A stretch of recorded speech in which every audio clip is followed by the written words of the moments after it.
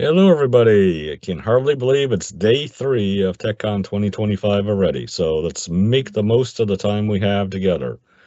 I'm Brian Wilson, your host for the API Management and Gateways track, day 3. If you're new to us, let's talk a second. Please ask questions in the chat.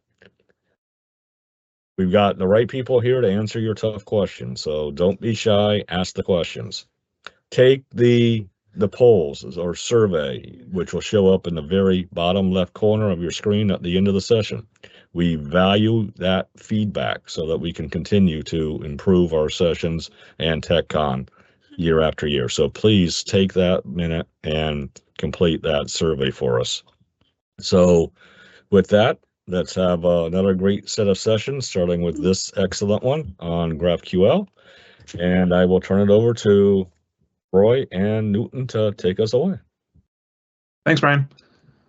Good morning, everyone. I'm Newton Piccone, and I'm joined by Roy Dirks. And today we're going to tell you about how GraphQL has emerged as a game changer in the API space, and how important it's become even more evident when working with generative AI.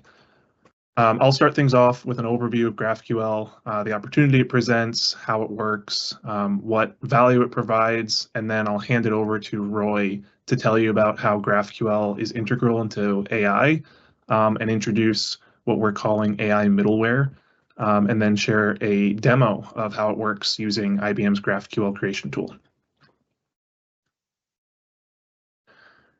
So recent studies have indicated that developers are picking up GraphQL at a much faster pace. Gartner's predicting that 60% of enterprises will be using GraphQL in production, and 30% of enterprises will be using Federation, GraphQL Federation by 2027. And developers see the benefit from controlling their data content for API responses.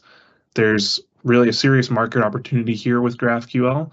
IBM sees it and we're investing in it. And this boom of GenAI right now only makes it an even more important technology to consider as you look forward this year. And so now I'll just kind of flip over to the next slide here, and I'll kind of start telling you about GraphQL. The way I think about GraphQL is just another style of API. So we have REST APIs, SOAP APIs, Async API, gRPC, and GraphQL. You can create a schema to define this API, an API, and then make a request to an endpoint of different types to get a response. So if you're familiar with any of these other API styles, you'll be able to pick up GraphQL and feel right at home. They're similar enough to interact with and to use that it's quick to pick up. And when it comes to GraphQL, the value really comes in two areas that we see. First, you're able to describe your data, even adding like inline documentation to your code that's like hashed out. And then you can ask for exactly what you need from the API, and you're able to get a predictable result back every single time. Secondly, you can build GraphQL endpoints to access many different backends and can even piece them together so that one request goes and fetches data from many different backends.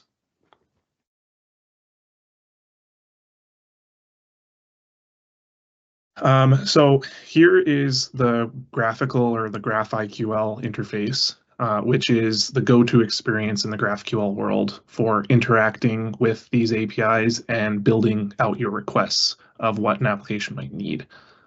On the left-hand side here, you'll see there's an example request, and on the right, you'll see the response. So it kind of works similar to other API test interfaces. And at the bottom, you'll see that there are variables and headers that you can add. And in this one, it's just passing an API key for authorization. And if you read through the code here, you'll see in this example, we're looking at some customer details for one specific email address. So I'm actually able to go out and call and say, I want this specific data for customer John Doe at example.com. And then you'll see some of the fields in there that you're able to select a few specific data fields that you want about who this customer is and about the orders that they have made. And when this request is sent, you'll see the response come back with only the data that I wanted there, on the right-hand side there. And so in this example, you can see that the data from the response is actually coming from two different sources. And it's being fetched using just that one call when you click the request button there. You can see the customer details are coming from a REST API, maybe from some customer database that you might have, and then it's being stitched together to the other request that was made through GraphQL to an orders database. So maybe that's a SQL database or something else where you have orders, order information stored. So a simple example, but just kind of highlighting and showing the fact that you can make one call using GraphQL. You can get back only this very specific data that you're asking for in your query request, and you're actually able to stitch together multiple backend systems with that one call. So the two value points that I was describing earlier. So GraphQL really brings the best of REST and databases. That's what we're trying to get across on this slide here. So combining REST's ability to expose backend details for one data source with the flexibility of querying across relational data sources. And then what GraphQL kind of meets in the middle here by bringing those benefits together in a really easy to understand, easy to interact with and consume experience that GraphQL brings along. So that's a little bit about GraphQL. I'll go into a little bit now what the benefits of using GraphQL are. So with GraphQL, teams can collaborate more effectively thanks to its schema-driven approach, which gives teams a shared understanding of the data model, and it reduces misunderstandings. Integration time is also something that we significantly reduce when using GraphQL because it has a lot of flexibility and adaptability, which makes it a lot easier to incorporate with existing systems and services. So we're listing some of the different services at the bottom here. We have a ton of different databases that we support, including IBM DB2 and Oracle, which are some of the newer ones we've developed connectors to. Anything that you can think that would have an API, an open API connected to it, and other things like Oracle. Like Salesforce, Stripe, HubSpot, all the things we have listed under here. So GraphQL does this with a uniform interface that can really save your company time and money. GraphQL's agile iteration capabilities allow API teams to respond really quickly to changing business and customer needs. It also brings a flexible and adaptable data layer that enables confidence and rapid iteration without breaking the existing APIs or disrupting the systems that you have. And then GraphQL Federation, it offers a way out of this complexity trap by bringing the ability to combine many subgraphs to build a supergraph. These are GraphQL terms, just basically saying you can have almost like smaller subgraphs, which are GraphQL APIs that are connecting to maybe a single data source on the back end. And then a supergraph would be one call that then connects to a few or many of those subgraphs to start building out that one call to many sources of data. And so these supergraphs, they can provide this unified interface that we've been talking about and that single endpoint for a client to interact with. And what this does is it reduces the need for changes to your API portfolio. With GraphQL, you can give your developers everything that they need. You can eliminate the constant requests for updates. And this means that your API teams, they can actually go out and focus more on the meaningful work that brings your business more value in your organization without having to worry about kind of the sprawl of APIs or the minutia of change requests piling up. So I'm here to tell you that you can get a lot more value out of your APIs by using GraphQL. And it will help you get more done while actually writing less code when you use the IBM GraphQL tool. Think about all the costs that you could reduce or avoid if your teams could write less code, not to mention new revenue opportunities that might come up and you'd be able to pursue. So while GraphQL might have its challenges, and they've been pointed out by a lot of different people out there, it still kind of brings these different levels of benefits that can really help increase your organization's revenue. So things like reducing costs and complexity, accelerating your time to market, and your ability to deliver better products faster. GraphQL helps you to minimize the cost of onboarding new developer teams by giving them a GraphQL endpoint that has everything that they need without the overhead of comprehensive documentation and knowledge transfers between older teams and bringing on the newer teams. And the more you expose your backend systems to front-end teams, the slower it is for new developers to get up to speed and learn everything that they need to know about those systems. And what GraphQL and GraphQL's unified interface and single endpoint make it a lot easier for those front-end developers to build apps, reducing development times and costs. GraphQL also has a self-documenting nature, which can reduce the need for extensive documentation, saving you, again, time and resources. And you don't have to worry about maintaining multiple sets of API docs or worrying about version issues, because versioning becomes less frequent when you have GraphQL, which is this kind of dynamic layer that allows you to reduce those costly maintenance cycles. All right, so that's GraphQL, and in addition to delivering the capabilities to build GraphQL APIs declaratively, IBM, we also have a product that delivers all the capabilities of the API lifecycle management through our flagship product, API Connect. This includes the ability to create, manage, secure, and socialize APIs across multiple clouds and hybrid use cases. And it all leverages IBM's market-leading gateway technology, Data Power, which is recognized for its security and performance. So once you create all the GraphQL APIs that you need with our GraphQL tool, you can decide which ones you want to import and bring into API Connect to manage them alongside all of your other APIs.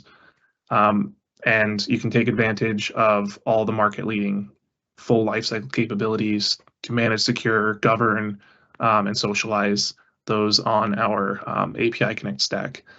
The nice thing about our GraphQL creation tool as well is that it's API management agnostic. So we'd love if you're using our IBM API management tool, but if you're using a competitor or if you're not ready for a full lifecycle management tool, you're able to kind of take APIs that are created through our GraphQL tool and import them to other API management solutions as well.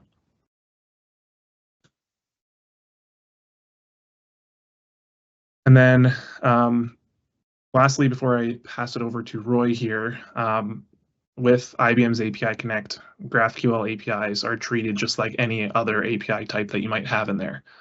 You can take advantage of all the features that we have within API Connect, and you get to do that with your GraphQL APIs too.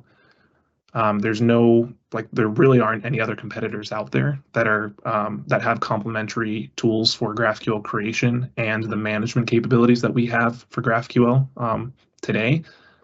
And if you've been around the conference for the past 2 days and been to any of the other sessions in the API track here, I hope you've had the chance to hear some of my colleagues talk about the API Connect tool that we have, and that we've been putting cool, innovative things into and kind of doing in this space.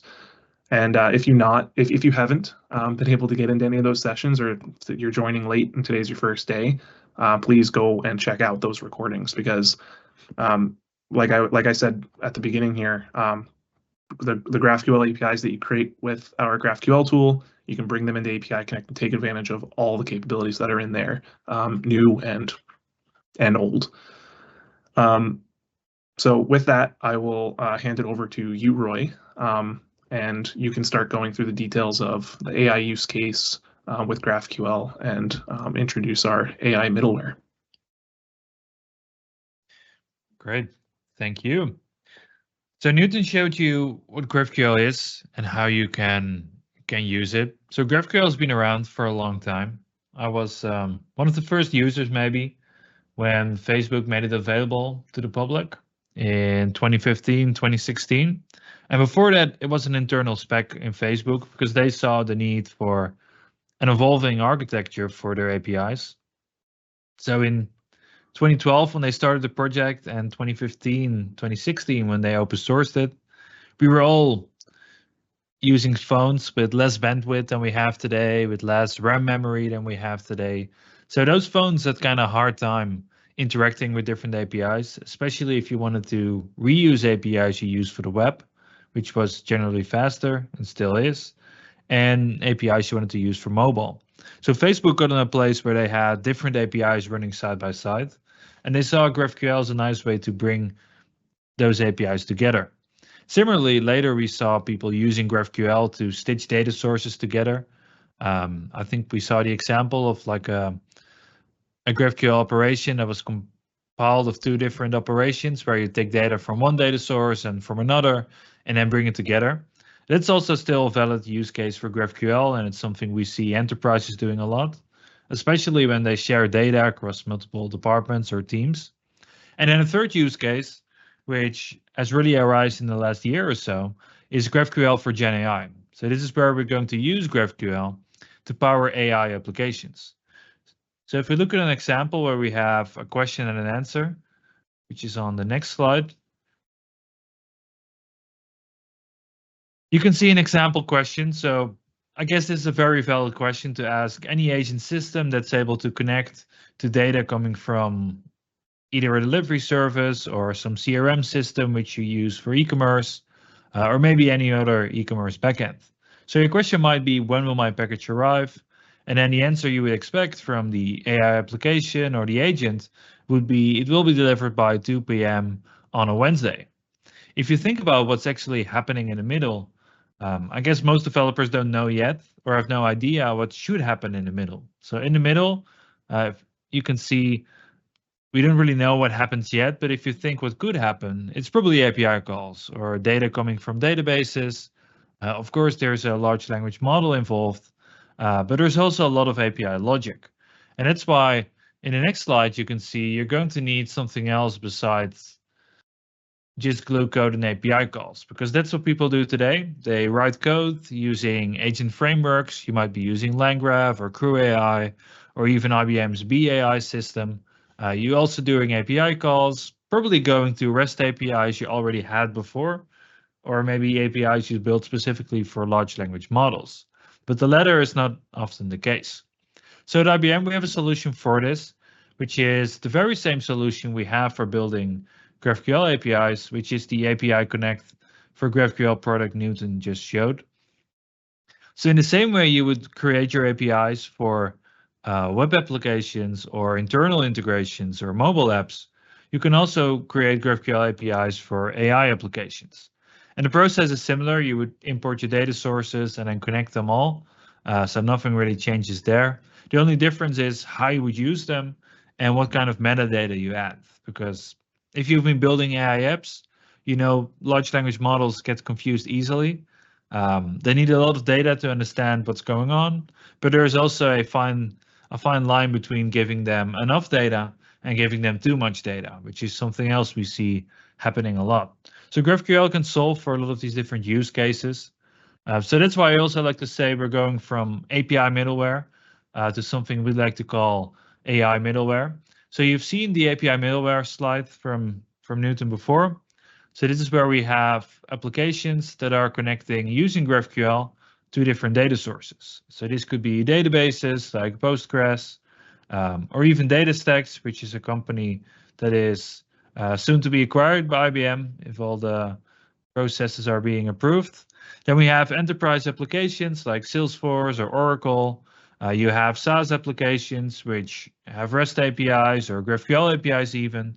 Shopify, for example, they recently moved to making GraphQL their main API specification if you're building on top of the Shopify system as a developer. And then all sorts of microservices you can pull in, like GraphQL or REST or even SOAP or XML if you're still having to use those in maybe legacy applications. So we're going from GraphQL being just API middleware to being an AI middleware as well. And with AI middleware, if we go to the next slide, you can see we're kind of using GraphQL in the middle between incoming questions and outgoing answers. So what GraphQL can do here, it can take all the data from your data sources like a CRM or maybe delivery information coming from a SOAP API or a FedEx REST API. Take the data, normalize it into a single stream of data instead of multiple streams. I'm just showing 2 here, but if you're building any enterprise system, you probably know there's at least 5 systems you should connect to instead of 2. So GraphQL is able to connect to all these different systems, bringing the data together into a single stream and then passing it on to large language models. And this is where my earlier comment comes in, like you don't want to give them too little data. You also don't want to give them too much data. So if you think about what GraphQL can do, GraphQL specification allows you to define what fields you want and what fields you don't want. So you can use GraphQL here in the middle to make sure you pass just enough information. So the solution we have at IBM is using API Connect for GraphQL to create the GraphQL APIs based out of your data sources. And then downstream sources can still be other system. It doesn't have to be an IBM system. It doesn't even have to be an API. It could be a database or even SOAP, as I showed you here. And then, of course, we have a way at IBM to run models, which is the watsonx AI platform. So this allows you to take models. We can have your own Granite models, which are the models we develop at IBM Research. But we also take popular open source models from the community or even other vendors. Like we have the Llama models from Meta. There are also the Mistral large models from the French company Mistral, which are very good models as well. So you can connect those 2 systems using GraphQL and watsonx and still connect to all your enterprise systems that we saw before in the API middleware. So AI middleware is a combination of API middleware together with large language models. So at IBM, we have products for both, but we always invite you to use something you see in the market as well, as we feel compatibility is important here. So if we go to the next slide, you can see the process, how we actually do this. So there's a pattern in building AI applications called tool calling. So if you're building an agent, you're probably using tool calling because it's what powers agents.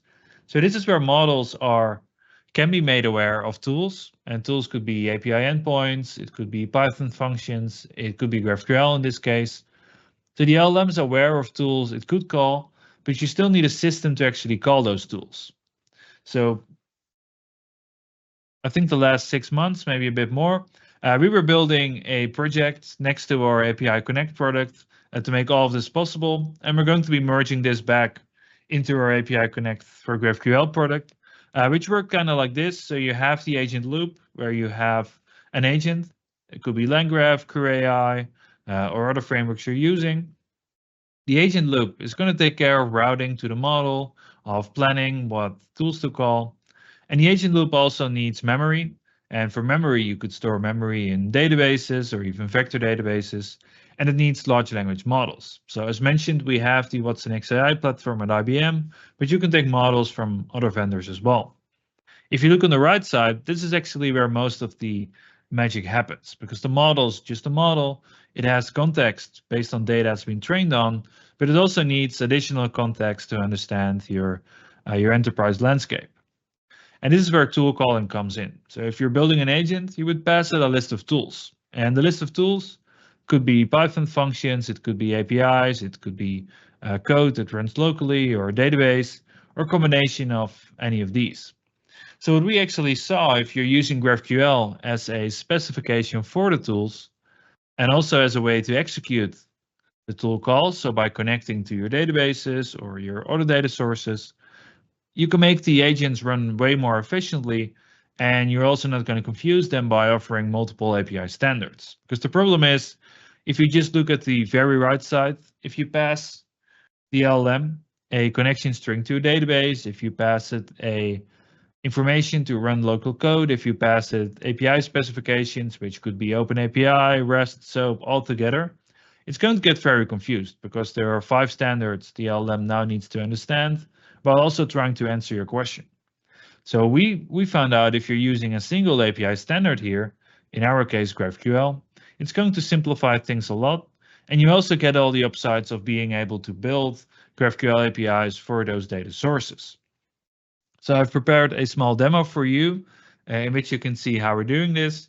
So you can see really in a matter of minutes, you can build APIs that you can leverage in your AI applications. And then I'm going to show you how you can actually use these AI applications together with GraphQL. So I'm going to show you how models are able to generate GraphQL calls based on just the GraphQL specification. Let me share my screen. So Newton told you about API Connect for GraphQL. It's a product to build GraphQL APIs out of your existing data sources. So it is what it would look like if you would sign up for the free trial, which allows you to build these GraphQL APIs for free up to a certain limit of endpoints. So there's no time limit to it actually, which is pretty cool. There are ways to get started building. So let's look at how that would work. So we have a small interface in the dashboard where it explains you how to build GraphQL APIs based off your data sources. There are a few examples if you don't have a data source to start with. And there is also popular connectors you can try out. So you can see a couple of databases ranging from MySQL all the way to Snowflake. We have generic connectors for API formats which are not databases, like GraphQL itself, or even SOAP XML. So we can look at an example here. Let's assume we don't have any data, so we get some example CLI things we can run. Everything we do here is, even though there's a UI to support what you're doing, we're going to expect you to use a CLI in your IDE or terminal to actually build the APIs, because we believe even though you could do anything in a UI, as a developer, you want to have a CLI so you're connected to the data, you can try it out all directly from your IDE, instead of having to switch between a user interface, which might limit you in terms of things you can do. So there's a CLI you should install. We're using npm to actually install the CLI, but the system itself, it's all built not on JavaScript, but on different languages. So you can log in using your account, meaning that everything you do in the CLI will be synced with your cloud account right here. Then let's see an example use case. For example, it could be a Postgres database. There are a couple of steps you need to take. So you can run a command to initialize a new project. You then run a command to connect to a database, and then the end result would be a GraphQL API schema. And the GraphQL API schema will look something like the following. So this is the AI application I've set up, or the code base for it actually. There's some code in it to run the application, which is all JavaScript. And then we have our GraphQL schemas. So for this demo, I took the Google Books API, which is a free API you can use to search information about books. And for example, you can use the ISBN number for it to find books, or you can just find it based on a search string, which could be the name of a book or the author or anything you want. So I've GraphQLized a couple of these endpoints for which I use the CLI, which is pretty simple. As I just showed, it would be something like stepsan import curl. I don't actually have it in this virtual environment, but you would run the stepsan import curl command, and it would give you something that looks like the following. What you would get is you would get a GraphQL operation defined as a query field to actually call an underlying data source, and then you get all the types for it. So these are types for the GraphQL, for the GraphQLized REST endpoint. So the Google Books API, for example, would return all these fields. And something I dislike of REST is every request to the GraphQL operation, to the REST operation would return all these fields. In GraphQL, it's different. So whenever you send your request, you can select any subselection from these fields. So I have a graphicalized version of Google Books. I did some transformations in here, so that's something you can do as well with the API Connect GraphQL product. You can not only auto-generate a lot of the specification based on just the REST endpoint, you can also modify and transform some data in the middle. There are different flavors for doing so. You can use ECMAScript, which is JavaScript. You can also use some JSON-ADA setters. So if you're not really into JavaScript, you can use JSON-ADA to do it. And we also allow you to use JQ. So JQ is also something similar to JSON-ADA. It's like a high-level way to transform data. So we have these two queries in here. Then I also have created a GraphQL endpoint for Wikipedia. This one is way simpler. Sometimes when you import a REST API, you're almost done because the REST API is designed properly for the thing you want to use it for. And some REST APIs, like the Google Books one, they need a bit more preparation. So this was a quote-unquote easy one. And then we have a way to specify tools. So as mentioned, the AI application or the agent, it would need a list of tools. And to define those tools, we can have this small specification, which I've put in a file called tools.graphql. So this will take any of the APIs that are in my GraphQL schema and transform them into a simplified version that works well with large language models. So this also means that you can build both your API middleware. So the APIs I just showed you, you can take them in an existing application and just use them as they come. Or you can build a tool specification to actually define them as tools so large language models can use them. So this is where the AI middleware comes in. So I've defined two tools. It's Wikipedia tool, able to retrieve information from Wikipedia. There's only two fields I want to expose to the large language model instead of all the fields, again, to prevent confusion by overloading the model with data. And then there's the Google Books tool, which also has two fields. So I have a field to retrieve all books and then just a single book. And this returns information from Google Books. And you can see I added a little bit of additional information here for the large language model. So I actually explained the large language model, how it should construct the search query in order to actually find data for me. And I've connected this all in an application where I'm using LangGraph. So you can see some LangGraph code here. I'm using watsonx to serve my models. And then you can see I've put a system message with some additional information about using this model. I've put some tool-specific instructions in there. You can see there's one for YouTube. You can actually pull YouTube transcripts if you build different tools. It's not in this demo, but it's in one of the videos I've published on the IBM Technology channel in case you're interested to do that as well. But I've just reused the system prompt because it's quite thorough and it actually explains a lot of the things that need to happen to the large language model. So if you ever build any of these AI applications, you've probably seen that if you give the model just enough context, you're going to get better results. So creating these system prompts is an exercise that actually never stops because you always want to give the LLM more explanations. And then also the model you use affects this a lot. So different models require different system prompts.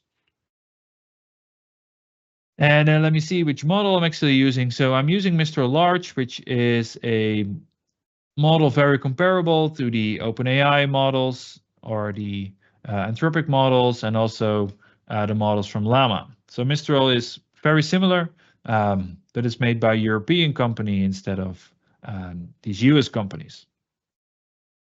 Okay, so this is my chat app. As mentioned, we're going to focus mostly on the GraphQL. So let me run this application by starting it.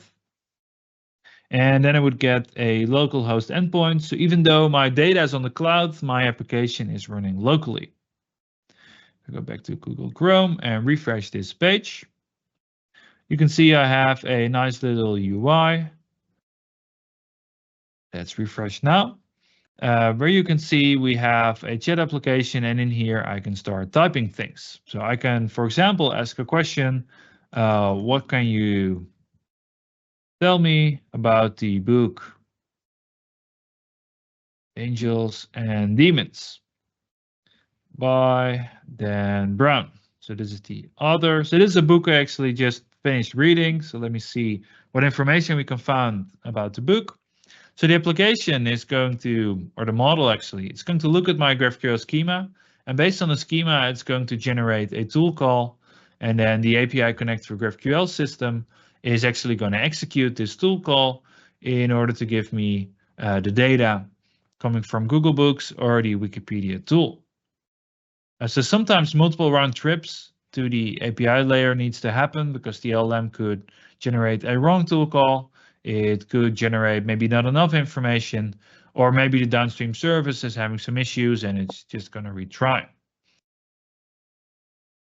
So you can see it retrieved information about the book Angels and Demons by Dan Brown. So you have the title, the author, a description, a lot of metadata like a page count or the published date, the average rating or how many ratings it got, and then links to more information in Google Books. So this seems to be images. So this is the data the large language model generated based on the data it got from Google Books. If I go back to my IDE, you can actually see the tool calls that were being generated. Let me make this a bit bigger and also zoom in a little bit because it might be that small. So let me break down what's happening here. So we can see our question came in, and based on our question and the available API schema, the large language model generated a tool call. So it actually generated this tool call where you have a GraphQL query. We're going to call the books field. It's going to take some input parameters like the question and the max results. And then we have the data we want to see returned, like volume ID, title, and authors. And then, of course, the variables. You can see it was using my suggestion in order to format the search query in a specific way. And then you can see there's a tool called ID.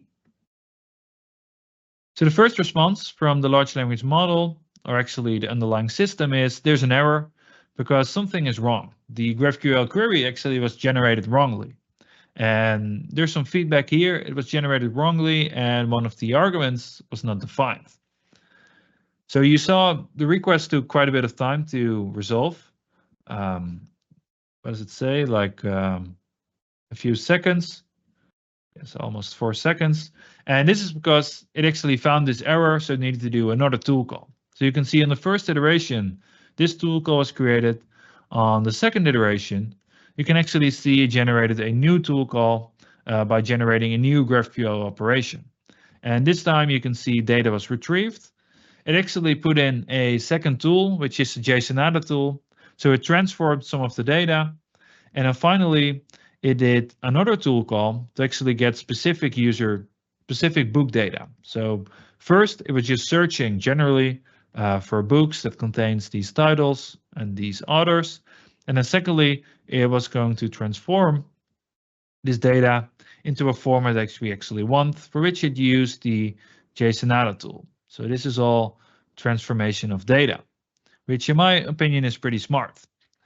So let me actually take this GraphQL query and put it directly in the system so you can see what the data would look like if you would have to manually ask for this data. So I can go to my API Connect for GraphQL dashboard. And in here you have something we call the Graphical Explorer. So this is a way to interact with GraphQL APIs. And you can also see my entire GraphQL schema here. But again, we only exposed a subset of this to the large language model. So let me actually paste the query generated by the model in here.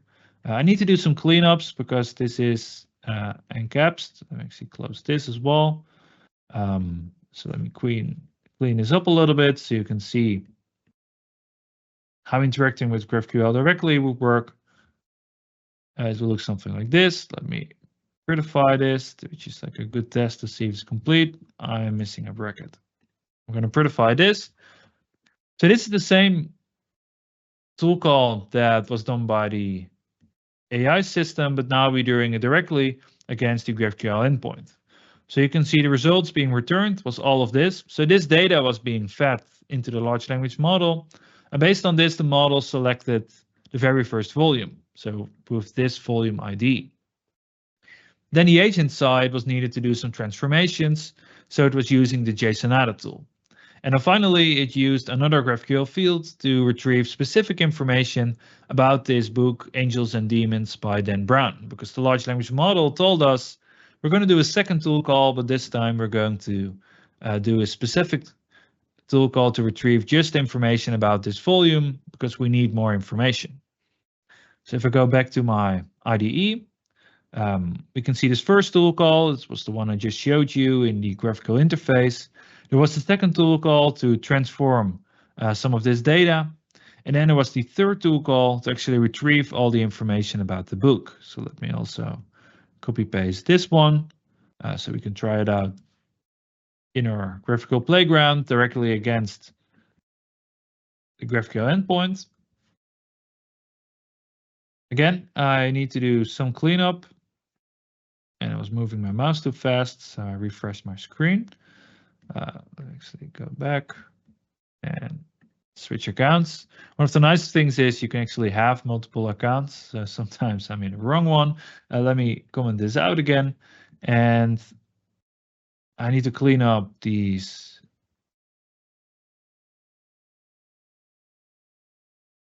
Things right here. So this is a query to retrieve information about a specific book. So while I'm cleaning this up, you can see we have title, we have information about authors, and we're going to get the page count, the publish date, the actual publisher. I think I'm almost finished cleaning up. This will be good, and I can prettify this. So now you can see this is the tool call I did to get information about a specific book. And if we run this again, you can see a lot of information is being retrieved. If we go to our AI application, you can see the same information is here. The thing that happened is all of this data was put back into the large language model, and the large language model then generated this description for us. As all of this information is going to cost you tokens, so tokens are the way models are being charged, you probably want to limit it. So that's why in the GraphQL schema, you can make annotations to define fields that are required by default and fields you want to leave out because you don't want to overflow the model with data because, well, more data is more tokens is a more expensive request. So you want to prevent these kind of things. And that's why you want to form or mold your schemas a little bit to make sure you prevent these things from happening. So this is one thing you can do with combining API Connect for GraphQL together with the models we have in watsonx.ai. There's much more I could show you. I also don't want to take too much of your time. So I think we have a nice place where we can pause for questions. Let me also bring back the slides here. So we have a nice thank you screen. So yeah, that was the demo. If you want to check out the demo, you can find us on GitHub. I should probably share with you the links to get on GitHub, or maybe Newton can do this. So thank you for bearing with us and having a look at how you can use GraphQL, not just to build API middleware for your enterprise systems, but also in this new era of AI, build AI middleware to connect those enterprise systems to large language models to build applications that can actually connect to your enterprise data, as I just showed you. Thank you. And I guess that's a nice pause to have a look at your questions in the chat. Yeah, thank you, Newton and Roy. There is a question, Katie. I don't know if you want to describe exactly what you're trying to get. As Newton asked, what API standards you're trying to compare, so we can try to answer your question.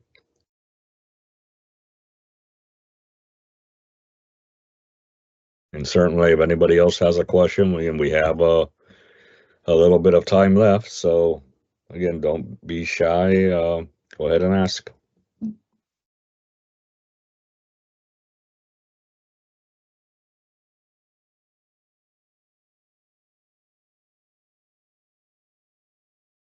And while we're waiting, I'll remind you that at 2:30 p.m. Eastern Time, we do have office hours, which means our speakers of the day in this track will all be on, waiting and willing to answer questions, dive into a topic of discussion that you want to bring up, even, talk about comments that Adam may make today when he talks about AI during our lunch break.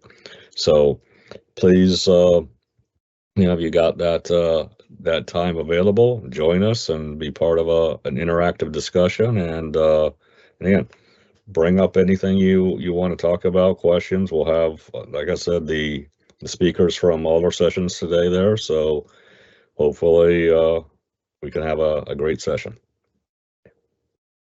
Anyone want to ask a question?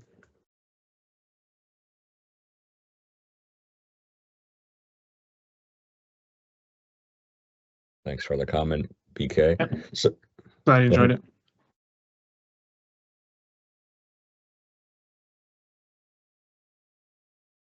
all right, and so Katie, again, I hope you can join the office hours so we can make sure we get your question answered. To the person who using the name Hello, thank you again for your question. You saw Newton's response, and again, something, if you want to dive into that more, let us know. All right, so nobody going to ask questions. We'll go ahead and wrap up a few minutes early. So again, please make sure that you do respond to the poll questions or survey, so that we can continue to improve our sessions. Our next session will start at 11:05, and again, all of our sessions are being recorded. So, you, like I, want to attend some other sessions as well. Can't do more than one at a time. So all of those sessions you've missed live, you'll be able to access and get a replay of. So we'll see you at 11:05, and again, hopefully on the after hours, the office hours. Thank you, everyone. Thank you. Thank you.